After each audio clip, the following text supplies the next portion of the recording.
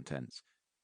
But for some reason, he held this one in his hand, staring down at it, examining every crease and wrinkle of the shiny paper.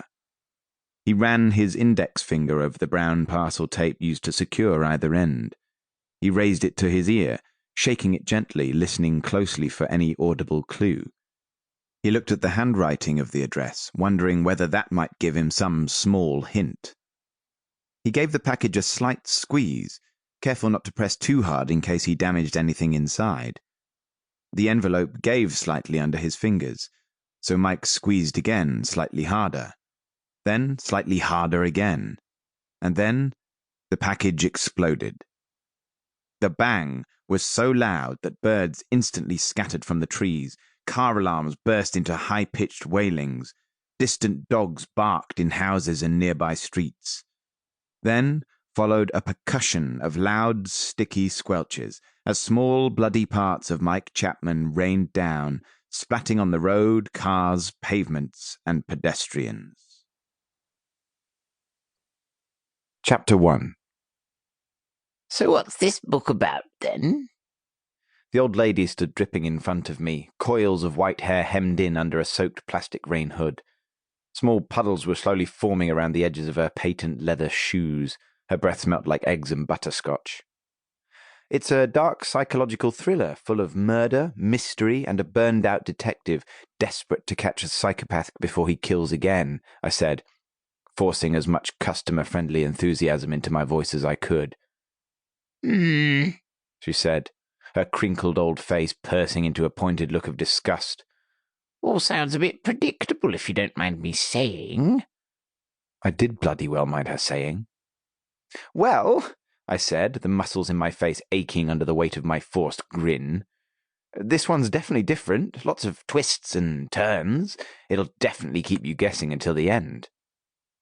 I was standing at the back of the local Waterstones bookshop, engaging in what I like to call marketing activity.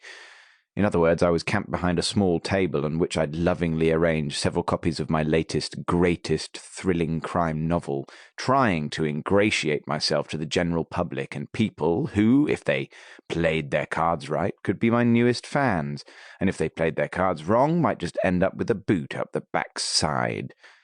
It's not that I have a particular dislike for the patrons of the local Waterstones, certainly no more than the general disdain I reserve for all members of the human race. I just find people to be, on the whole, rather irritating, so I prefer to avoid them.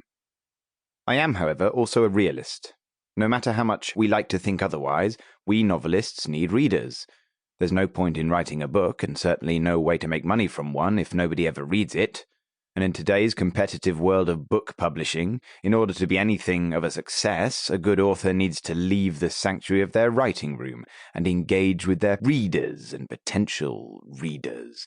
And so I found myself in Waterstones, selling my wares like a cheap market stall trader, trying not to stare at the wiry grey hairs protruding from the chin of the old battle-axe in front of me. Freddie Winters, the old lady said, picking up one of the books and inspecting the cover. That's you, I suppose. Guilty as charged.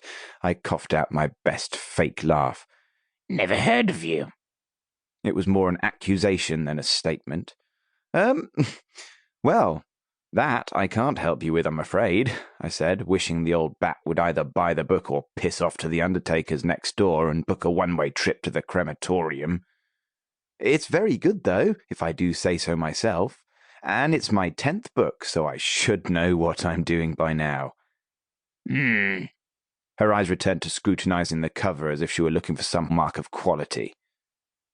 Don't just take my word for it, I interjected, trying to close the sale. This book has 27 5-star reviews on Goodreads.com, so, you know. Her eyebrows rose. She did know. What she didn't know was that I'd posted all 27 of those reviews myself under a series of pseudonyms. I'm not sure, she continued, literally weighing the book in her hand, roughly fanning through the pages. Sounds an awful lot like a James Patterson I read recently. This is nothing like a bloody James Patterson, I snapped. This is a quality, well-researched, well-written book, not like that factory-written drivel he turns out. To be perfectly honest, I have nothing against James Patterson. Not really, aside from a burning rage-inducing jealousy at the man's